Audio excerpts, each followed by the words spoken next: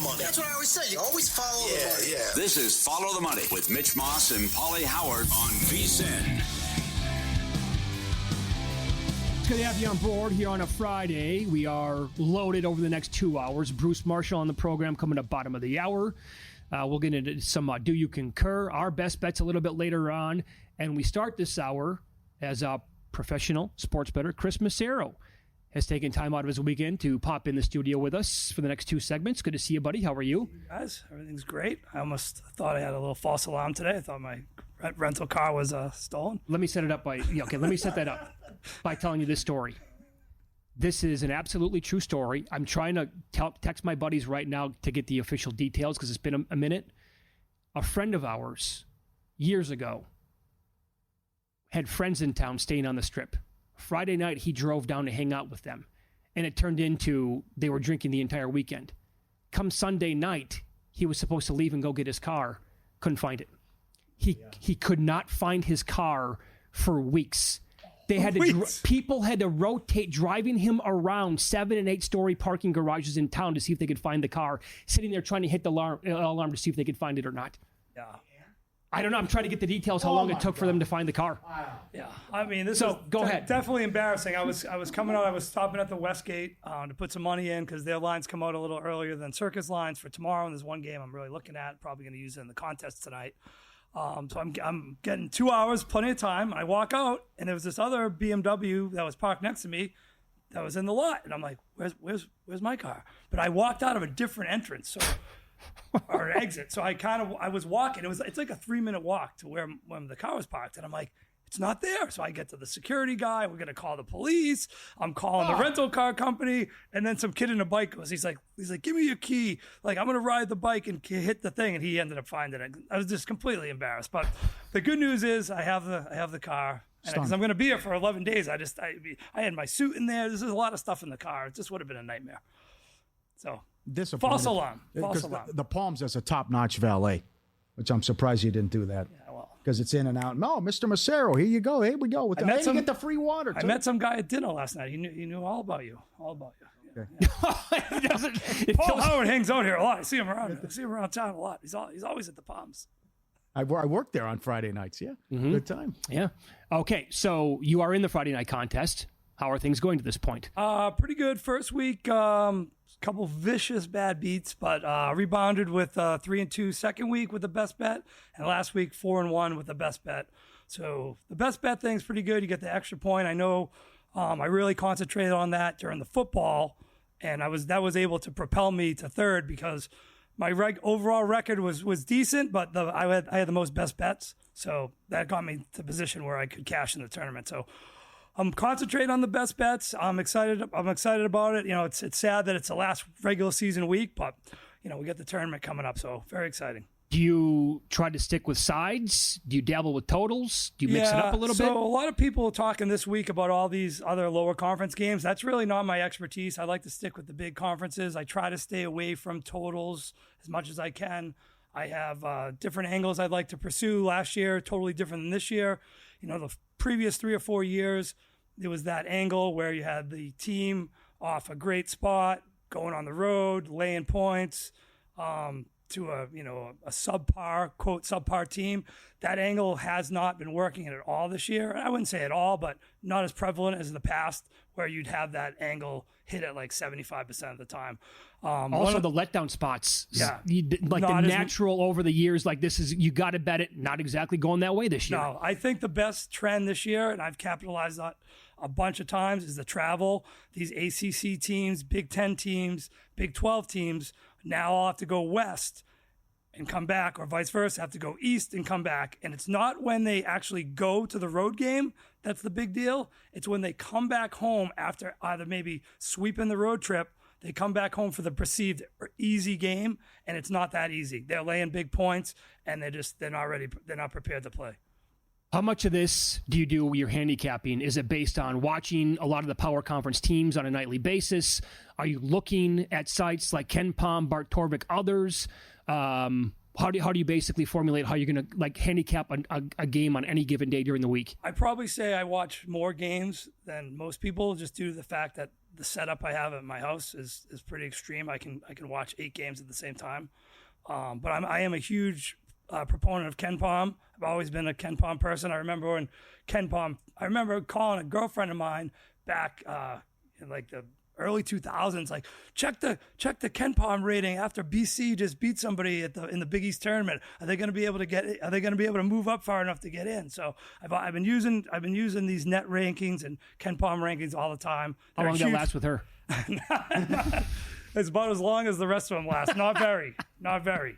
So yeah, you got to use it because the metrics are the metrics and the facts are the facts. And over the last 25 years, we've all heard it. You got to be top 20 in offensive efficiency and top 20 in defensive efficiency. And right now, there's only 4 teams and 1 on the cusp. So based on the metrics, there's only 4 teams or maybe 5 that can win this thing. Have you noticed that games are taking like 2 hours and 20 minutes to play, and then we're missing 10 minutes of the next game? Are you kidding me with that question? Are you watching my tweets? That's like one of my things, the hills I'm going to die on. Yeah. A friend of mine, Brian Conley from back home in Easton, Mass, where we grow up, me and him have been we're going to die on that hill. Yeah. We are missing 40 minutes of the next half, and they tell you to watch it on the app. Well, yeah, you can't really watch it on the app, or you're going to put it on.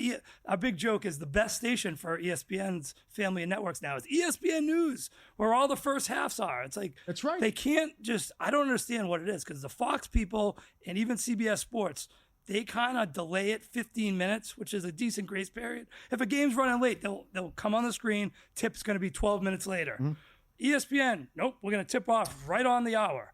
And you're missing so much. I don't understand it. Here's a major problem, and I think this should get corrected because they're realizing now with all the fouls and how many times they have to go to the monitor in a lot of these games, right? Yeah, and it could be 2, 3, 4 minutes, who knows?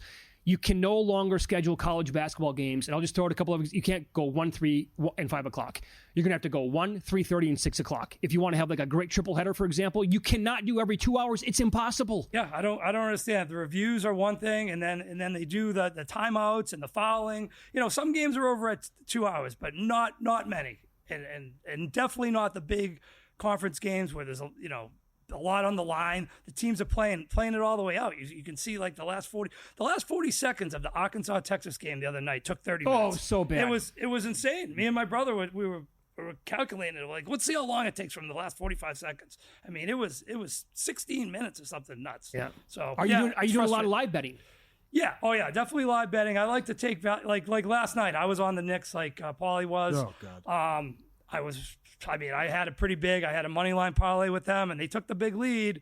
And I said to myself, I'm going to come back with the Lakers at plus 4.5. And luckily I did, because I pushed my regular bet, but the money line parlay lost, which the other half was with Houston over the Pelicans. I was paying pretty nice. So at least I ended up breaking even on the game instead of losing. You got to take value. I know some people don't like to hedge, but if I can get an 8-point middle, I'm going to play it. Or even a 5-point middle, I'll do it. And that was my setup next, actually.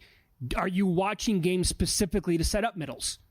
Certain games, yes. Like the other night, the Florida Alabama game, and the line kept going up. It went to 4.5. I bought it to 5, and I bet a huge bet on Florida. I go, there is no chance that Florida's not going to have the lead in this game.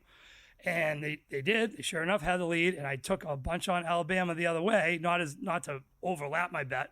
And I didn't hit the middle, but that was how I was setting it up. I was trying to get a nice middle where I could get 8 points either way. I know I won the bet on Florida. I had the Florida money line, but I was hoping to get, hopefully land and hit both of them. Okay. I know you said the smaller conferences, you don't really thrive there. We have a lot of those games going on today. We also have like Purdue and Illinois in action, maybe a couple of others as well. VCU is playing. Do you like anything tonight? I was on Jimmy Ott show this morning. And I kind of laughed. I kind of gave like a sissy little money line parlay out. But I mean, I would bet Illinois with both hands if I knew that Brad Underwood knew that his team is a horrible 3-point shooting team, and that Purdue has the 17th worst interior defense in the Big Ten, and Illinois has one of the best 2-point offense in the Big Ten. I'm just not sure that Brad Underwood knows that. So I played a little money line parlay with Illinois, VCU, because Dayton is just, I don't know. I'm not so much that VCU's just killing people. VCU's a truck. Dayton's 4-5 on the road this year. Yeah. They haven't had a good win since the turn of the new year. They had some nice wins back in November, but that team's really fallen off. So I played a little money line parlay, Illinois and VCU. That pays like 4-5. And then I added, I was also on the Clippers tonight. I talked to Doug Kazarian last night. He's like, let's get on the Clippers because Brunson's out in the line. I got 4.5, went to 7.5. There you go. So yeah, I have that. I added that in a money line parlay too. So those three favorites pays plus 150. So just something small. I don't really like the card that great tonight. You believe this Boise line? Pretty high. Yeah. Especially after what Colorado State did last weekend. Yes. When they did that, they trucked Utah State. So, but I've also seen Colorado State struggle with San Diego State. You guys were talking earlier how 4 teams are going to get in the Mountain West. I hope they do because I'm going to be fading all 4 of those teams in the tournament. Yeah, it's just like last year, the last 2 years they had a nice run, but before that, remember they oh my God, they were one and done. More than one that. and Yeah. done. It was one team. Yeah, one just your Aztecs. Yeah. Plan your Vegas getaway. Derek Stevens giving you 15% off at 3 great properties: Circa, the D, Golden Gate. Whether you're hanging by the pool or in the book or at the table, circalasvegas.com. Code VSIN15 to get 15% off. Your Vegas adventure starts here. You hanging at the pool with that shirt on today? Got palm trees on it. I didn't get the memo. You guys are like what do they call those? The Canadian tuxedo outfits. You guys are in the same tan. I can't believe this. Got the same thing. I'm freezing. I mean, this weather cuts right through my bones. Yeah, no, it is. I got here. There was some snow on the way over. Yeah. I couldn't believe it. It's March in Vegas, and it's windy. It's like 50-mile-an-hour winds. The pool was closed for clement weather. I'm curious from the audience's perspective if they're going to agree with you on this. You have, I think, what some would call an unpopular opinion on how to watch the first weekend of March Madness. He'll share it with you coming up next.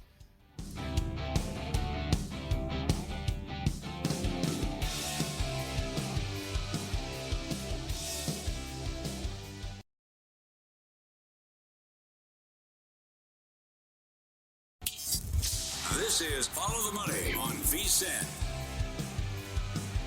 Professional sports bettor Chris Macero hanging out here on a Friday afternoon. We're live downtown Las Vegas. Circa Resort and Casino is the spot, right in the sports book to the side. Big old VSIN sign hanging out when you come down here to Circa to check it out as well. Who's the best team in the country in your opinion?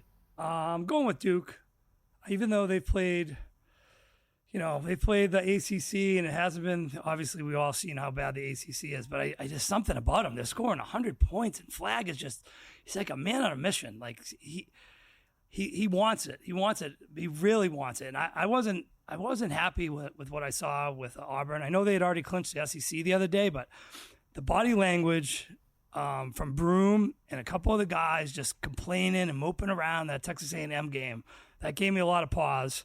And then my other team is definitely Florida. They have the guard play. They have the bigs. They can all pass. They can all shoot. They run a up-tempo pace, but they're awesome on defense, and they have the length.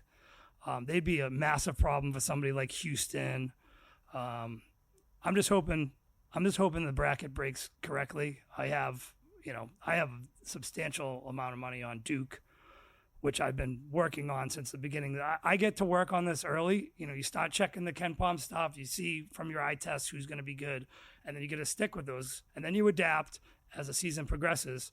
You add teams in. Like before we talked on the Super Bowl, there was 6 teams that were in: Auburn, Duke, Florida, Houston, Iowa State. Iowa State's dropped out. Maryland was in the mix of the metrics 20 and 20, but they've dropped out. Arizona and Illinois. Yeah, I still have those tickets. I'm not mad that I do, but the ones that I've concentrated on, the ones that have never come out, Duke and Auburn, and I've added to them all the time. I didn't have, there's a ticket up there right now. I didn't have Philadelphia at all. I was heavy on Detroit, and I had that Redskins ticket at 40-1. So I was sitting at, that was in December. I had, 2 winners in a basketball game, and I put Philly, and I had Duke at 10-1. Now people say, why do you bet parlays? Parlays are for losers. I'm trying to get value at a number that I'm not going to be able to get when the tournament comes around. So Duke at 10-1. Yeah, it's in a parlay. Yeah, maybe I bet another parlay on that lost. So, maybe that's really 5-1. But that's paying, what, $27,000 for a a $200 bet. Sure. That gives me so much leverage down the road, and if Philly had lost to Washington, then I would have won my Washington. I like to try to find a number with great value that down the road I can monetize it. Or I'm with you. I'm hoping You use Philly there because you had big tickets on Washington. Yeah. So I'm at the point where I'm hoping I can get to the Final Four. Lunardi gave out his Final Four. It was Maryland, Florida, Auburn, Duke. If that happens, I can't lose. I found I found Maryland at 90-1, and then right before the Super Bowl, we did that all parlay with Maryland to win the tournament with over Philadelphia Eagles 31.5 points. Yep. So for $128, that pays $100,000. Oh, I added it's with OKC too. I gave out all those. So the overall with the 6 or 7 teams that were in the metrics with OKC to win the West. So some of them are like 1,000-1. The Florida one, was 130-1. So it just gives me leverage for down the road. Obviously, I want Duke to win because that's the one that I have the most on. But if Maryland somehow gets to the Final Four, like the other day, I played Bear live in golf, and I played him with Clemson and Maryland to make the Final Four. So Bear was 13-1. He came through, and now I have Maryland and Clemson just to make the Final Four, $100 bets that pay $20,000 just to get there. So I could hypothetically hedge those right off the bat. First round, as long as they're not playing each other, and as long as they're not in the same bracket, which is a big if, I could hypothetically take whoever's playing Maryland, who's ever playing Clemson, and just parlay those teams, either with the points or the money line, and I'm going to make a profit. The picks have been good on the basketball invitational, the handicapping contest. Catch it Humans Friday night, and all the picks with Tim Murray Saturday morning. You're part of that. You don't want to give out a lot of information, so we understand that with the Saturday picks. But we've been saying this for 7 years since we've been on the network. If you are a hoops junkie, there's so many conference tournaments in Las Vegas, but next Thursday and Friday are crazy. They're the 2 best betting days of the year. That's when you come to town. That's when you come to Vegas. It is so popular, and ass to ass and elbow to elbow during the madness, and you got to pay to at most places to sit down and get a spot in the book. You mentioned you're here for 12 days. You go back home, then you come back from the Sweet 16. I thought this was interesting and want people's thoughts on this. On Nigel Seeley's podcast, Because We Win, this is his co-host saying, maybe if you're betting, it's not a good idea to sit in the sports book during the actual madness. There's so much going on. From a pro betting point of view, though, these events, it's all very well to say, well, the atmosphere is fantastic and I like to be in the thick of it. But there's a lot to be said for quietly being sat on your own. During these big, busy betting times, whether it's college basketball in America where the action is coming really thick and fast and teams are getting knocked out, and now you've got to look at the futures prices and see how they've changed after that result. The line's going up on tomorrow's games, and somebody with small limits has put up some lines. Now there's another company have come up, they have bigger limits. They've got a smaller margin. The props are now coming up. How can you follow all that stuff if you're in the thick of it in Vegas and you're having a few drinks and there's people making a lot of noise around you and whatever? I'd like to be sat here in the quiet and I'm watching it all, and I get a chance to think about the actual sport. I'm watching the sport. Interesting.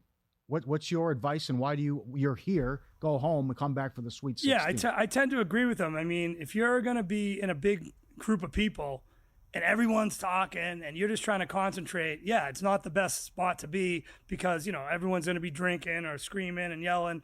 I like to come out for this week just because there's action the whole time. And if I don't wake, not that I'm not awake by 9 o'clock, but if I'm not in the book by 9 o'clock and I miss the first round of the first game of the ACC or SEC tournament, it's not a big deal. It could be like, whoever, NC State playing, Clemson or something. It says, who cares? I missed it. It's not a big deal. But you don't want to miss a NCAA tournament game. You want to be kind of settled in your ways and comfortable at your house. And I just think it's a little early. I've obviously been out here for the first round, and it is super hectic. And there's a lot of people that don't usually come to Vegas, and they're just kind of like, I don't want to call it like immature, like amateur hour, but it sometimes it kind of is.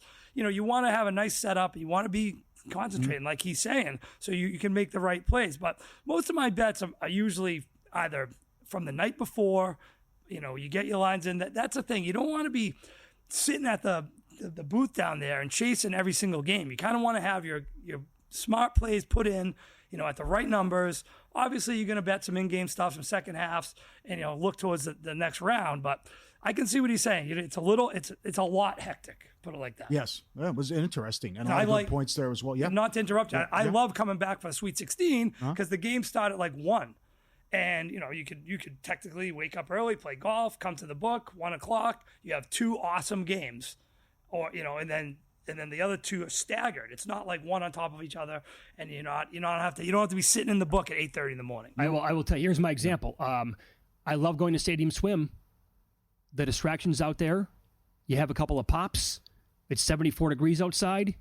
The women are wearing nothing. You're in the water. You're exactly right. You're swimming in the pool. Not exactly like the best to go out there and live betting. If you want to go and live a little and have a great time, that's perfect for it. If you want to go live betting, it's going to be a little difficult. Yeah, I agree. That's why I got the cabana for next Saturday, not for 2 Saturdays. So, it's championship Saturday. The Big East closes out. Some of the other tournaments are in the semifinals. But I mean, really, as we've seen the committee over the last, I would say, almost 15 years, they don't care about these conference tournaments. The resumes are in, the picks are in. They've already done most of the seeding. Very rarely do they change much. So for your bets, yeah, they're important, but I don't think the games as a whole are actually that important. You're a Boston guy. You're friends with the legend Richie Sidorowicz. Great guy. Crazy Ricky. I wanted to go in. I didn't think I was going to like it. 9 episodes on HBO. What did you think of episode 1 of Celtic City? I'll say this. I've loved Bill Simmons at the beginning. I kind of got off of him for a while. His dad coincidentally was the superintendent of schools at the town I grew up in.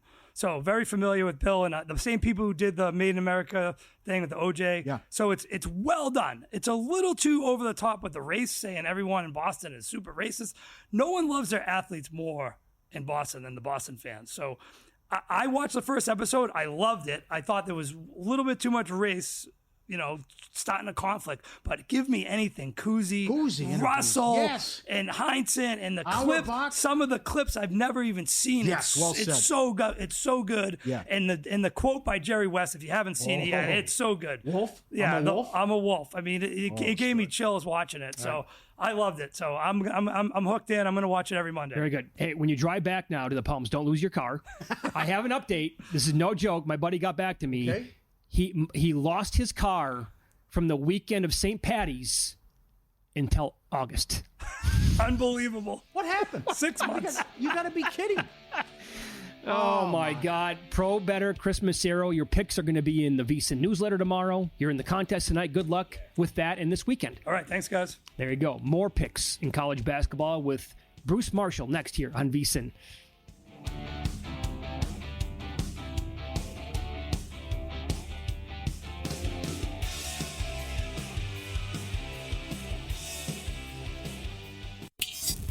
This is Follow the Money on VSiN. All right, we'll see how many more live bets I make during some of these conference tournaments. On the show, I put in a bet for Belmont, Illinois State, under 134.5. It's been a 15, 16, 17-point lead the entire time. And Illinois State, they only had 4 fouls until like a minute left to go in the game. They keep fouling. You do it again. They're going to foul again down. Oh, come on. This is absolutely ridiculous. They're down 14 with 40 seconds. I think they've committed 6 fouls in the last 30 seconds. Oh, down by 15, 16, 17 points the whole time. Silly. You got to be kidding me. Bruce Marshall joins the program now. But for those who bet the pregame total, right, Bruce, in this Missouri Valley matchup, you're still looking good because this was what, in the 150s? Yeah, well, I got like 158 or so. I think I got late last night, then 150. It went down today, but yeah, it still should stay way under that unless State keeps fouling. Still 40 seconds left. Crazy. They got to stop. Crazy. It is. I know. Okay. Can you make the case? Dayton Big Dogs tonight against VCU. They have been mauling teams now, and they are fantastic. Can you make a case for the dog here, Bruce? I can't. I could have made a case in November for Dayton, but I think that's the problem. We were looking at Dayton, and we've been basing them all year upon what we saw in Maui. But those wins, and I mean, they didn't beat North Carolina. They took them to overtime, and then they beat UConn. But North Carolina and UConn are not what we thought they were in November. I know they beat Marquette in early December, but they have been burning money a lot. I know they got a couple wins in a row here, not easily, but they're 6-13 against the number of their last 19. I didn't like when Anthony Grant took Key out of the starting lineup and put Letang, the freshman, in. Letang is running out of steam now. He's been bringing Key off the bench. But you're right. VCU has been a wrecking machine here lately. And those guards, I mean, Shulga and Bamasil, I mean, this is Ryan Odom, just like his Utah State led a few years ago. That's what VCU is right now. So I could only look one way. VCU, they've been winning and covering, so why not again? You're right. 2 good games in the Mountain West. How about the local team, UNLV and the Pitt, catching double digits? Yeah, I think, if I'm not mistaken, New Mexico's got the 1 seed already sewn up for the tournament next week. Irrespective, they can't really lose another one here if they have to go the at-large route. But UNLV is very interesting here right now, and we have seen this with a couple of teams, like Arkansas. When Boogie Flan went down, this is a high ball usage guard. The ball was in his hands a lot, and somehow Arkansas started playing better after he went down. Deaton Thomas and UNLV might be something of the same thing happening there. He was really good, but the ball was in his hands a lot, and a lot of ball usage with him. And since Henley's been running the offense more, since Thomas has been out, I swear I like where UNLV looks more now. I mean, they are sharing the ball a little bit more. The ball's not that much in Henley's hands. Rishwain is a pretty accomplished shooter. I mean, he's done it before in his career, very good at USF. He's starting to hit his threes. They got Bear Cherry involved again. They crashed the boards. This is too many points, I think. Yeah, this is a 2-point game at Thomas and Mack earlier in the season. New Mexico's played some close games lately. And UNLV's got 3 wins in a row. I think they got a shot next week on their home court. They haven't won this tournament in a long time, but I think there's 6 teams that could win next week. Wow. And UNLV, warning shot tonight. I think they're going to keep this thing close in the Pit. Follow the money here on VSiN, the Sports Betting Network. Our guest, Bruce Marshall, longtime college basketball bettor and handicapper with CBSSportsline.com. He's on the Progressive Guest Line. Would you say the same thing about the other 2 teams playing in a good game tonight in that conference, Colorado State and Boise State? And what do you make of Boise here laying 6.5? I think that's too much, but this is no knock on Boise because they're playing really well. 5 straight, 9 of 10. If you look at Lenardi and some of these other bracketologists, they've got, Boise State right on the cut line or in, maybe the last 4 in, so they're right there. I think maybe they should start talking about CSU like that too. They've also won 5 in a row. This is maybe, along with Boise, this is the other hottest team in the Mountain West down the stretch. Clifford, the guard, won the first meeting against Boise at a 3 in the last seconds. He is one of the hottest scorers in the Mountain West right now. Niko Medved doing it again. His name's coming up for some of these jobs opening up around the country. He's won wherever he's been. I like both these teams, but if I'm Boise, I don't like laying 6.5 to a really good CSU team. And the game that does have some at-large considerations here for the dance, I'm taking points with CSU.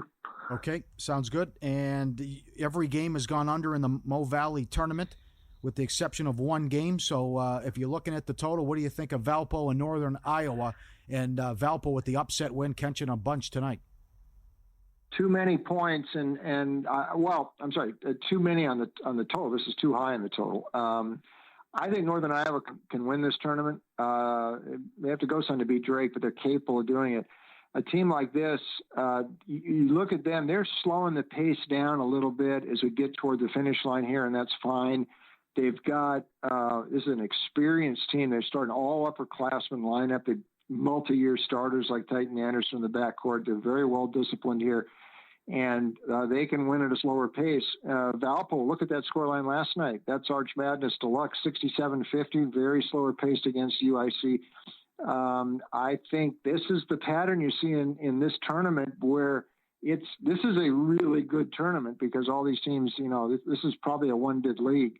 And these games are tense, and I just don't see this going up and down the court. So another under for me, UNI and Valpo tonight. Several games in the MAC. How many games do you like in the MAC, and what caught your attention tonight? Well, they're starting all these games at the same time. Keep this in mind about the MAC. I mean, this is like the last group phase of the World Cup group. They start them all at the same time because you don't want to, who knows what, the other result is before your game is done. But the MAC this year is not taking every team into Cleveland. They used to take everybody. You play a first round on campus sites. This year, top 8. go, and the bottom 4 don't. Okay. Ball State's in some trouble, and because they lost a couple this week, they're going to have to beat Miami O tonight, and they're going to have to get some help from elsewhere. I don't know that they'll get the help, and I don't think they'll beat Miami O. They'll try. This game could get more fast-paced. Miami O is a very, very fun team to watch. There was a time they were in the both top 10 field goal shooting and three-point shooting. They're a top 5 three-point shooting team in the country. They've scored 84 or more, I think, in their last 4 wins. I think this thing goes over tonight. I also think Eastern Michigan, Kent State goes over. Kent State is really playing at a faster speed, more than we've seen any Rob Senderoff team play.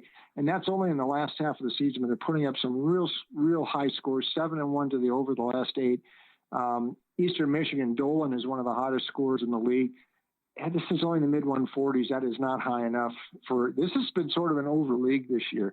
And I think these 2 numbers, especially this one, look too enticing not to go over tonight. So over in Eastern Michigan, Kent State, and over in that Miami O game too. Very good, Bruce. I'm looking right now at Ken Palm. His numbers show that Cal State Fullerton is 350th in the country.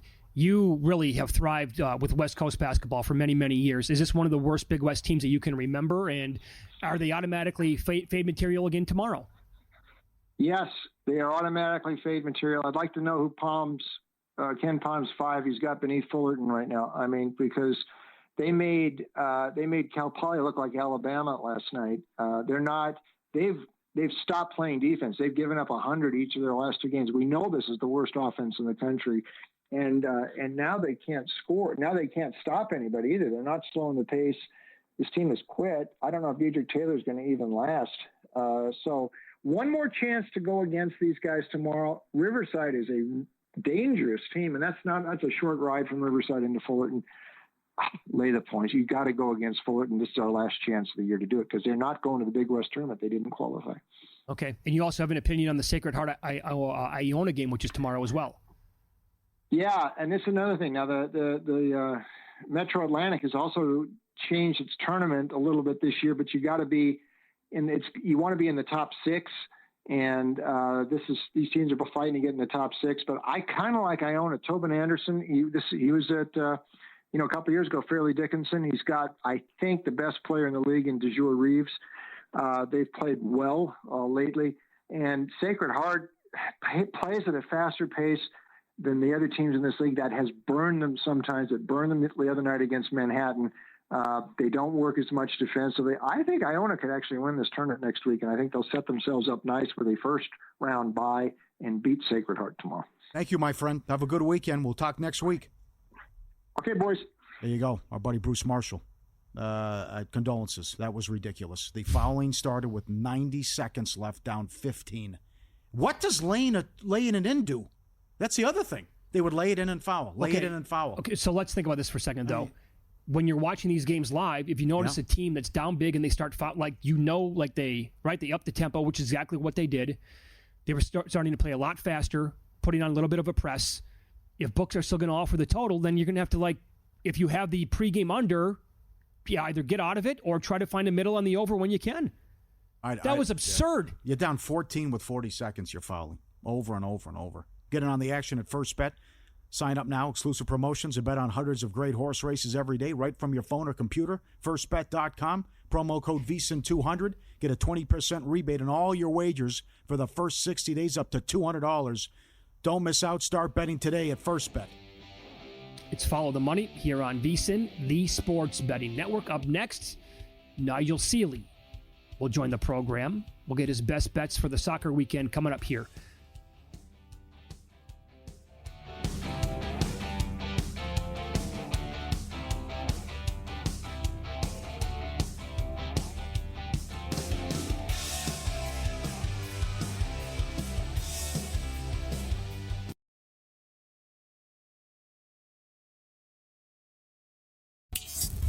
This is Follow the Money on VSIN. 2 games, college hoops underway right now. Hofstra, North Carolina A&T. Second half just started. Hofstra leads 42-19. Pregame total was 125. So they have a 23-point lead. The total is 122.5 right now. So they're pretty much halfway there. Second half just underway. uptick to 124.5. I'm not watching the game. It's not on one of these TVs in the studio. But I'd like to make this, the case, again, it's going to die in the second half. But yeah. Well, it's usually 8 to 10. Well, I mean, once you start fouling down 12, 14, it's twice ridiculous. Now this week. That game earlier, Illinois State and Belmont, and the Portland-Boston game. Well, you never see that in the NBA. What was that? 2 fouls twice with 6 seconds to go? Yeah. Come on, guys. I remember we watched the Final Four game where Leonard Hamilton said, we're down 4, the game's over.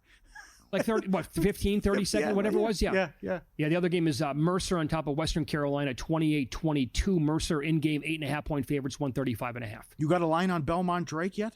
You come out yet? Oh, jeez. Yeah, too early for you? That's your semi. It's set. For me, or for you think books are going to have it up already? Yeah, sure, why not? It's a big one. 3 o'clock tomorrow? 2 o'clock tomorrow? The game ended 4 minutes ago. We'll see if it's up. Get out that, yep. Good news for the Knicks. He's out tonight, but it's only a sprained ankle for Brunson, so that's the good news. And Porzingis likely to play Saturday against his old buddy Luka. Your big boys, the Lakers, go to the Garden on Saturday night. Nothing? I'll give you time. All right, it's our buddy Nigel Seeley. I would hope you give me a minute. Okay. Jesus, man. Listen, we got a good card in the Premier League, highlighted by Man City and Nottingham Forest. Follow him on X at Seeley_Nigel. And because we win pod as well, our weekly visit with our old friend, and he's takes it away with his thoughts on Man City. Go get him, Nigel. The Premier League is back, and so am I, Nigel Seeley, with my 3 best bets on the English Premier League this weekend. I've had a really, really bad season. I haven't hit any form at all. And I class myself as a little bit like Manchester City. Manchester City were the champions of England last year. I was being the champion of England for the last couple of years, but I've had a dip in form. But Manchester City are bouncing back, and I see signs of improvement. Haaland will return this week for the match against Nottingham Forest. This is a big battle for the race for 4th place in the Premier League. Currently, Manchester City are in 4th. Nottingham Forest are in 3rd. Only 1 point separates the two sides. Nottingham Forest are having the season of their life, and Man City are having a terrible dip, and there's only 1 point separating the two. Last season, Man City went to Nottingham Forest, and they were minus $4. The year before, they went to Nottingham Forest again, and they were minus $4. This weekend, they're minus 110. I think it's a big price. Haaland is back. I think he's a big price to score any time, plus 120. I've seen signs in Nottingham Forest that there is a little dip of form. They haven't won in their last 5 matches. They come through a tough FA Cup match in extra time against Ipswich.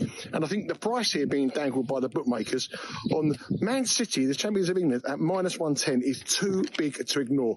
Class will return, just like me, and I'm going to go for Man City minus 110 as my best bet in the Premier League this weekend. My next bet, we go to Brentford, to the G-Tech Stadium.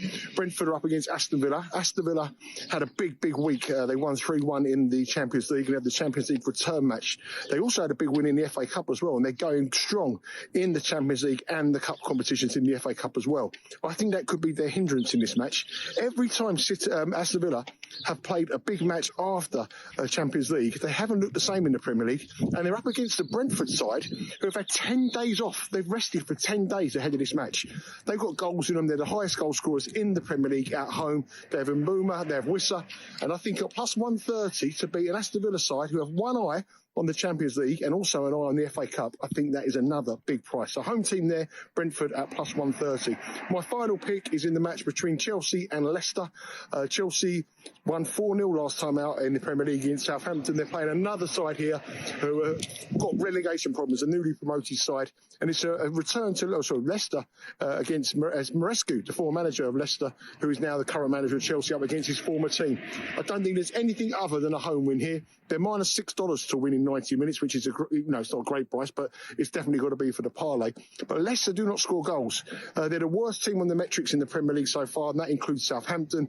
They haven't scored in 4 of their last 5 matches. They rely heavily on 38-year-old Jamie Vardy to get the goals, and I just can't see where Chelsea are going to slip up here. They beat Southampton 4-0. This is a similar kind of match, and they're minus $6 to win in regular time, but they're plus 110 to win to nil. I think that is a decent price. Chelsea to win to nil at plus 110. If you're looking for the lower leagues, I know a lot of you like the lower leagues in England. I've got a very strong pick this weekend. I saw Bradford firsthand against Bromley a couple of weeks ago, and they were absolutely excellent. Bradford are a side that have only lost once in their last 15 matches in League Two.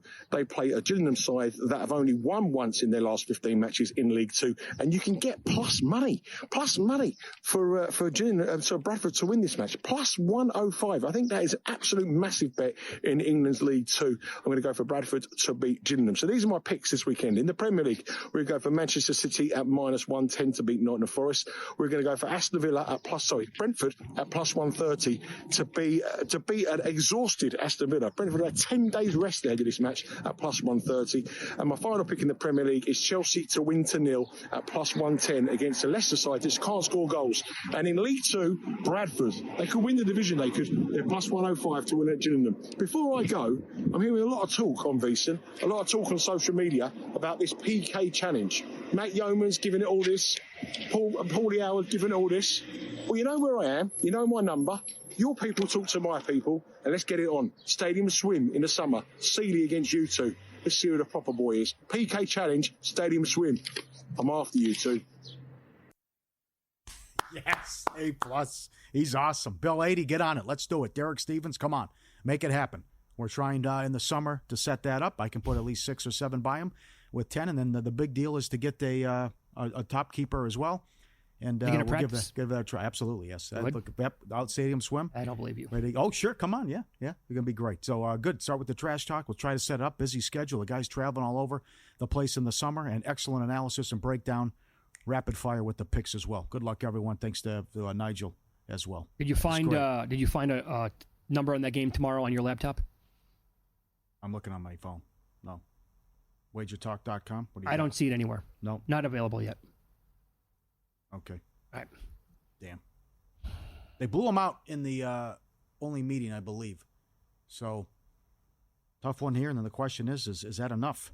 Would that be enough at 29-3 if they win the game with this other crap that's on the bubble? Yeah, I hope so. But, it seems like it's going to be a little unlikely based on what other people are saying. So, games that we have coming up.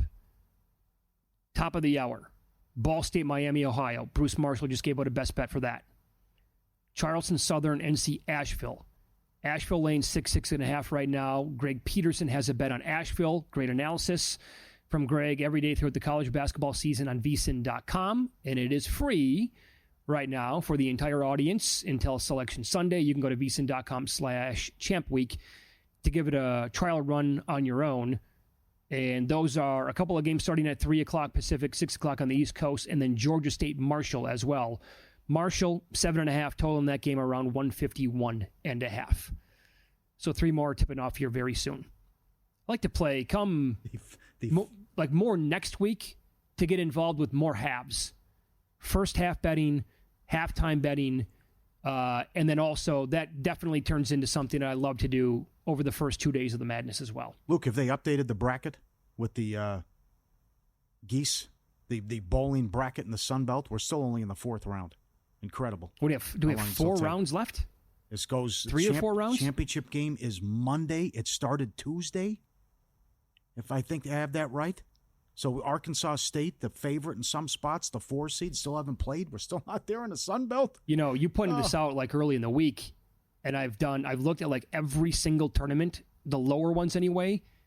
It's crazy how many of them will play a couple of games on one day, then take a break, play some more games, then take another break and play more. It's happening all over the country rather than going back to back to back days. What do you think of that format? I'm not a fan. What do you do? The Friday? Okay. I'd rather have 3 days in a row. Yeah?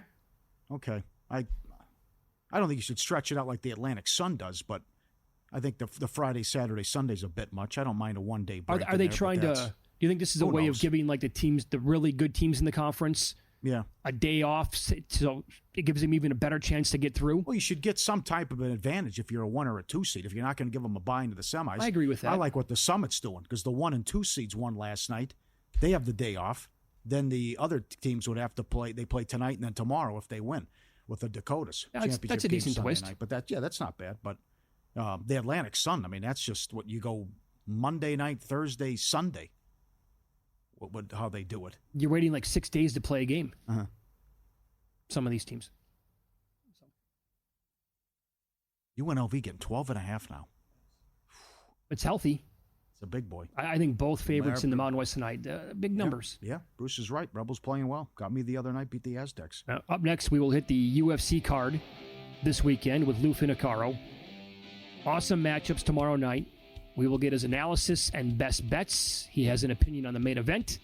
And a rematch featuring the always fun and entertaining Justin Gaethje. Find out who Lou likes next year on VSiN.